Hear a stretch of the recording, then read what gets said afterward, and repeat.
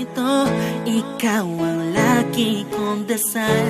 Huwag kang bibitaw, malalampasan di natin lahat ng to.